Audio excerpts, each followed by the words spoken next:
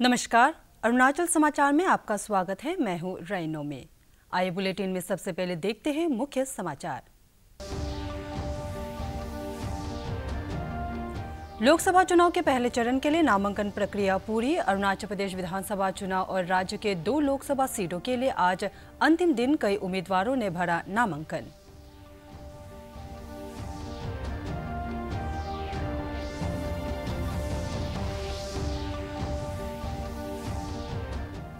राज्य में स्वतंत्र और निष्पक्ष चुनाव सुनिश्चित करने के लिए राज्य पुलिस मुख्यालय और सभी जिला मुख्यालयों में 24/7 निगरानी केंद्र स्थापित। मतदान केंद्रों को सामान्य, संवेदनशील और अति संवेदनशील कैटेगरी में बांटकर स्थिति के अनुसार सुरक्षा बलों की जाएगी तैनाती।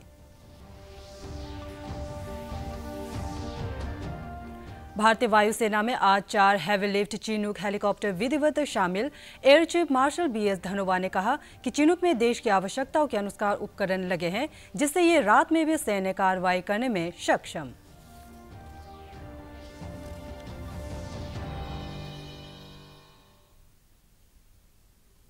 लोकसभा चुनाव के पहले चरण के लिए नामांकन प्रक्रिया पूरी हो गई है।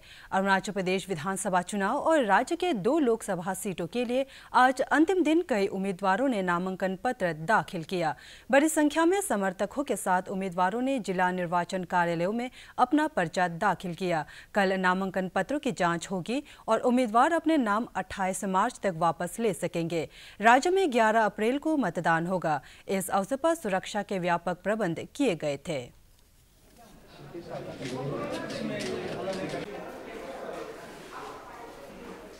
All the best, sir.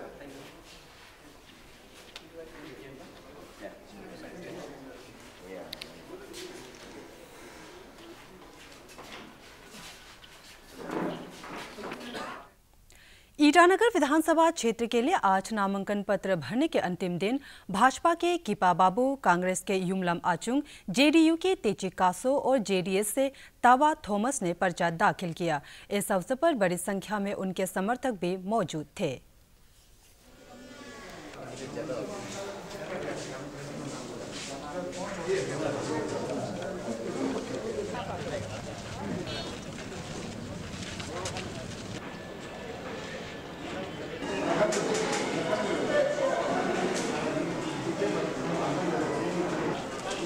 पाँच में से कौन था?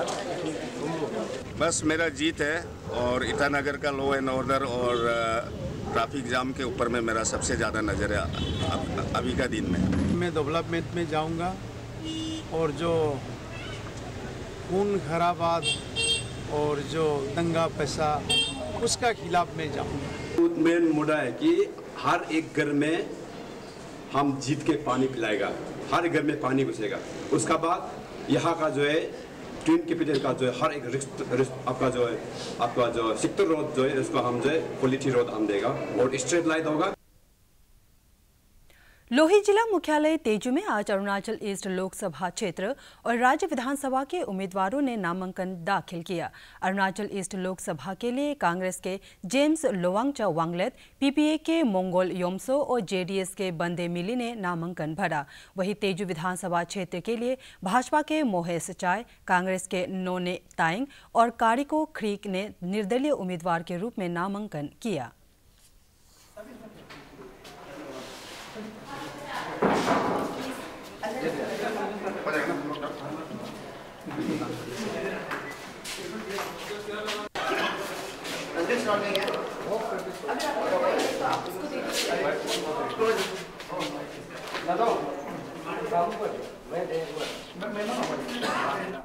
दोईमुख विधानसभा क्षेत्र के लिए आज नामांकन पत्र भरने के अंतिम दिन कांग्रेस के नाबम राणा और NPP से नाबम विवेक ने पर्चा दाखिल किया। इस अवसर पर पापुमपारे जिला निर्वाचन अधिकारी कार्यालय के आसपास सुरक्षा व्यापक प्रबंध किए गए थे।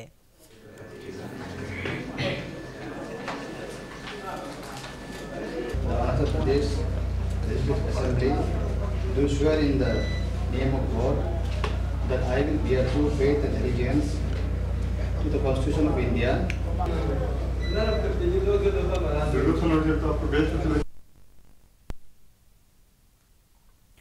सागाली विधानसभा क्षेत्र के लिए भाजपा के डोमिनिक तादर और एनपीपी के ताय हारी ने पर्चा दाखिल किया। उन्होंने क्षेत्र में विकास को प्राथमिकता बताया। हमारा कंस्टिट्यूंसी में बहुत सालों से 20-25 सालों से जो शोषित पीड़ित वंचित लोगों को मैं न्याय दिलाना चाहूँगा और खास करके सगाली अपने राजधानी ईटानगर से बहुत सामने है और मैं कोशिश करूँगा कि सगाली को नया सगाली बनाएं और खास करके जो हमारे राजधानी में जो विकास चल रहे हैं विकास के जो एक्सटेंशन सगाली की ओर चले और सगाली को एक नया सगाली बनाइए। हमारा स्लोगन होगा कि लीडर बदलना है विकास के लिए। With my entry, democracy is healthy now. With my entry, democracy is live now. And I have quit government job and decided to join politics only because there is absence of leadership in Sagali. Namsai जिला निर्वाचन कार्यालय में आज नामांकन पत्र भरने के अंतिम दिन प्रदेश कांग्रेस अध्यक्ष ताकम संजय, भाजपा से जुगनू नामचुम, जेडीयू से पद्मश्री जामो और एनपीपी से निख कोपी ने नामांकन दाखिल किया। मुद्दा तो डेवलपमेंट ही है। आपने 49 से क्यों चुना सर? लोगों ने चाहा इसलिए चुना। आपका आने वाले इलेक्शन में मुद्दा क्या रहेगा? डेवलपमेंट। ईस्ट सियांग जिला निर्वाचन अधिकारी कार्यालय में आज राज्य विधानसभा के लिए कई उम्मीदवारों ने नामांकन भरा, जिसमें मेबो से कांग्रेस उम्मीदवार लुम्बो ताइंग, पासीघाट वेस्ट से भाजपा उम्मीदवार तातुंग जामो, नारीकोयू से भाजपा उम्मीदवार केंतो रीना, पासीघाट वेस्ट से कांग्रेस उम्मीदवार निनोंग इरिंग और पासीघाट ईस्ट से बोसीराम श्रीराम शामिल है।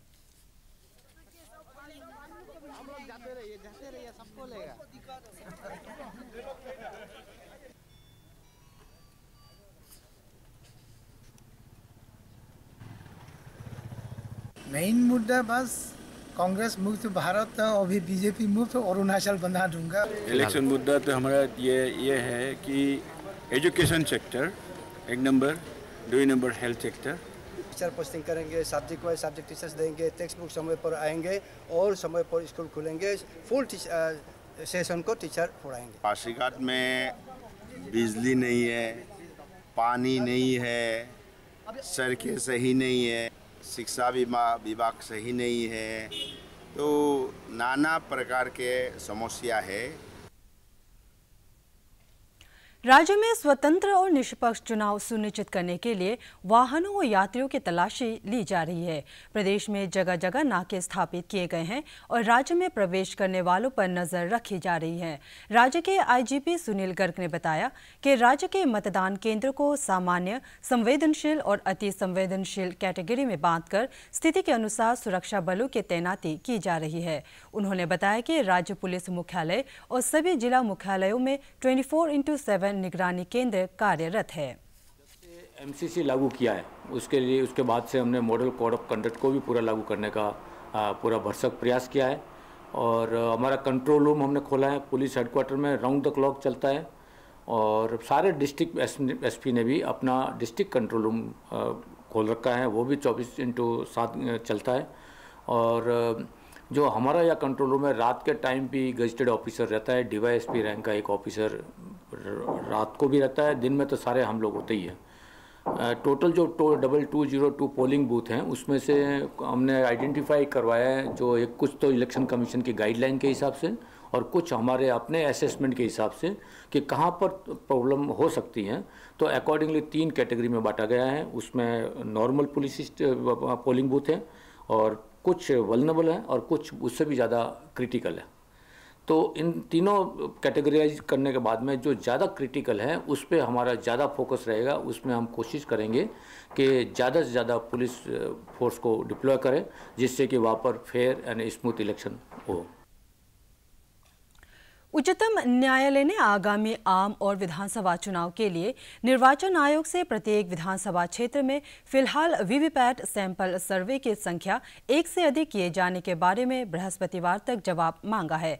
प्रधान न्यायाधीश रंजन गोगोई और न्यायाधीश दीपक गुप्ता की पीठ ने इस बारे में बृहस्पतिवार शाम 4 बजे तक जवाब पेश करने को कहा है। पीठ का कहना है कि वो वीवीपैट बढ़ाए जाने के पक्ष में है, लेकिन इसका किसी पर आक्षेप लगाना नहीं बल्कि मतदाताओं को संतुष्ट करना है। लोकसभा चुनाव में वीवीपैट सैंपल सर्वे की संख्या बढ़ाए जाने के मामले में आंध्र प्रदेश के मुख्यमंत्री एन चंद्रबाबू नायडू के नेतृत्व में 21 विपक्षी नेताओं की इस याचिका की अगली सुनवाई 1 अप्रैल को होगी। याचिका में कम से कम प्रत्येक विधानसभा क्षेत्र में 50% वोटिंग मशीन की वीवीपैट स्लिप की जांच की जाए। भारतीय वायुसेना में आज 4 हेवी लिफ्ट चिनूक हेलीकॉप्टर विधिवत शामिल किए गए। Air chief marshal BS Dhanoa ने आज चंडीगढ़ के वायुसेना बेस में आयोजित समारोह में ये घोषणा की। चिनूक हेलीकॉप्टर चंडीगढ़ के वायुसेना स्टेशन 12 विंग में तैनात किए जाएंगे। इस अवसर पर श्री धनोवा ने कहा कि ये हेलीकॉप्टर सीधे ऊपर उठ सकते हैं और पहाड़ी इलाकों में भारी वजन उठा सकते हैं। उन्होंने कहा कि देश की विविध सुरक्षा चुनौतियों को देखते हुए सीधे ऊपर उठने की क्षमता जरूरी है। एयर चीफ मार्शल ने कहा कि चिनूक में देश की आवश्यकताओं के अनुसार उपकरण लगे हैं, जिससे ये रात में भी सैन्य कार्रवाई कर सकते हैं। इनके वायुसेना में शामिल होने से स्थिति काफी बदल जाएगी और ऐसा ही रफाल विमानों के आने से भी होगा। श्री धनोवा ने बताया कि असम में दिनजान के पूर्व में भी हेवी लिफ्ट हेलीकॉप्टरों की एक और यूनिट तैयार की जाएगी।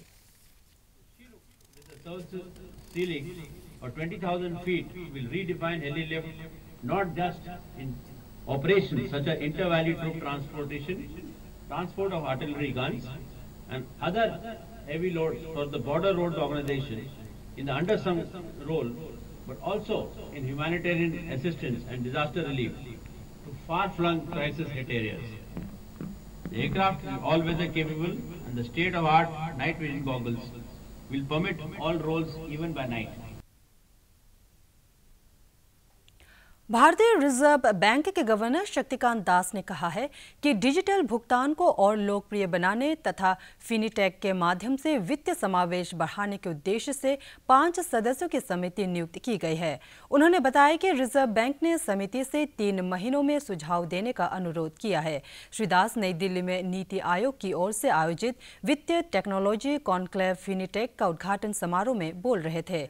नीति आयोग के मुख्य कार्यकारी अधिकारी अमिताभ कांत ने इस अवसर पर कहा कि भारत अपनी अर्थव्यवस्था को $100 खरब वाली बनाना चाहता है, जो फिनटेक क्षेत्र में क्रांति लाए बिना संभव नहीं हो सकता।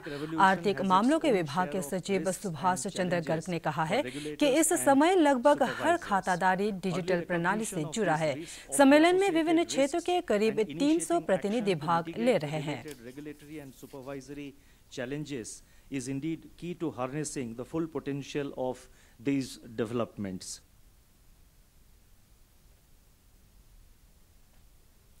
अरुणाचल समाचार के आज के अंक में इतना ही।